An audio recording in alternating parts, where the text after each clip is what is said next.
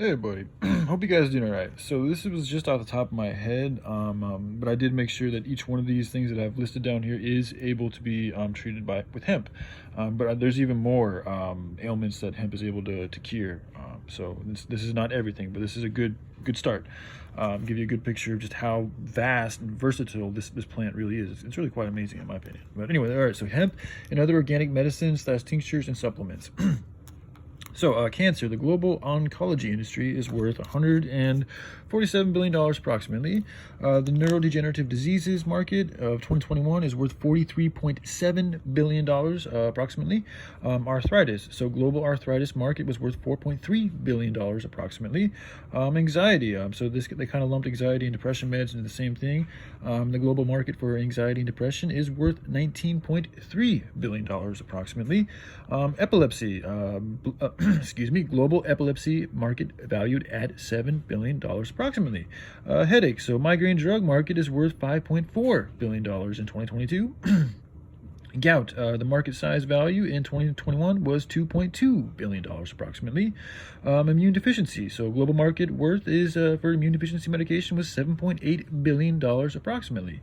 Skin ailments, so in 2022, global market worth was $17 billion approximately, excuse me. Hair rejuvenation, I want to say real quick too, I didn't know it was this good. I knew it had some good properties for hair rejuvenation, but apparently I found an article, a website. I should have wrote the link, but I didn't, my bad. But apparently 93.5% average, basically I know what it's saying. They're saying that you can pretty much rejuvenate 93.5% of your hair with hemp. So people with hair loss problems, you're going to want to look into hemp. Just saying, that's what the studies show. So in 2022, the revenue was $4.9 billion approximately. Blood pressure, so the monitors were worth $1.6 billion in 2022. Liver disease, blood pressure, so I tried to find medication, like how much that was worth, and it actually goes into hypertension, which I'll get into a little bit later. So liver defense is worth just $14 billion in 2023 approximately. Heart health, so this is the hypertension medication I was talking about with blood pressure. It's worth approximately $446 billion approximately. Tumors, so included in cancer costs, but the brain tumor, in specific brain tumor, was worth about $2.65 billion approximately. Sores, so sores and burns. So I kind of was thinking about that, and I got into the Band-Aid industry, and somebody told me I was working. One of my kitchen managers was actually told me I had a burn because oftentimes you burn yourself in the kitchen or you cut yourself, and they want you by law. I think you have to wear a Band-Aid. I'm not sure if it's law, but they encourage you definitely to wear a Band-Aid. But the problem with it, I didn't know this until this kitchen manager told me. And he's a gentleman from Guatemala.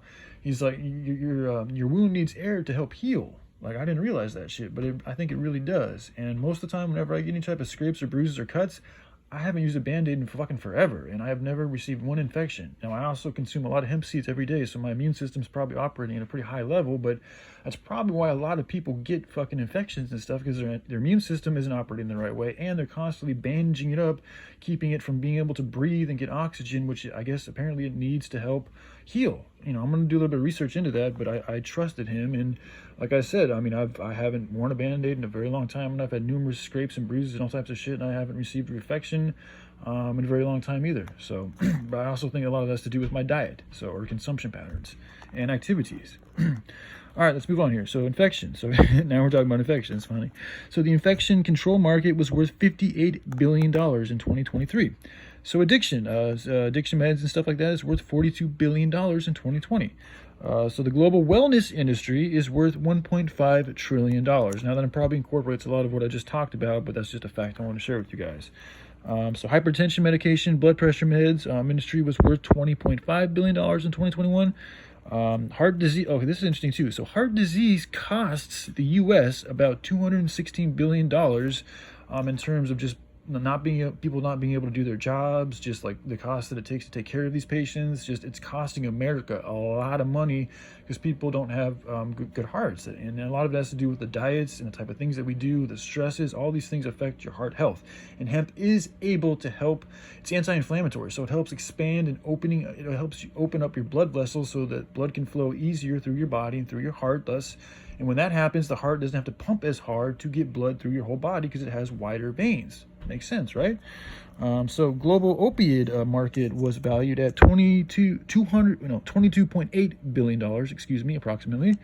And I just want to say this about kratom. So I've taken a lot of prescription pills. I was on oxys for a very long time, and in comparison, like the kratom is really, it's not nearly as difficult to get off of as oxys were, or methadone, or some of these other hard prescription drugs that I was on.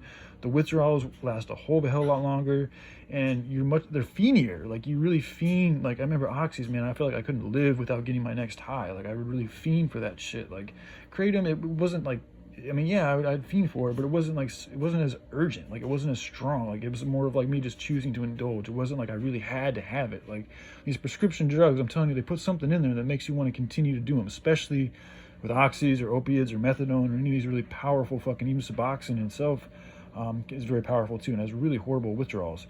And kratom, it's really hard to overdose on kratom. If you look into it, I've taken tons of it and I've never overdosed.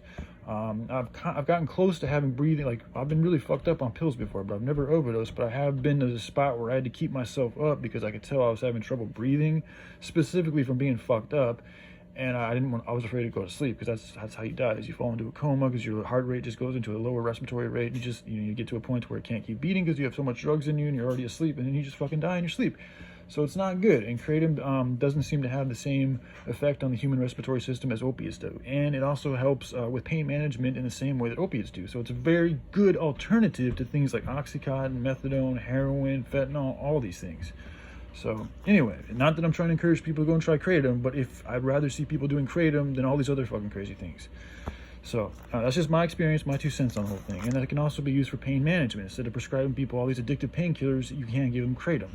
So, but a lot of people don't talk about kratom or even know about it. I wish I did. It could have saved me tons of stress. I mean, I've been here in Oregon for a very long time. But I would have known about kratom by the time I was taking the oxys up here.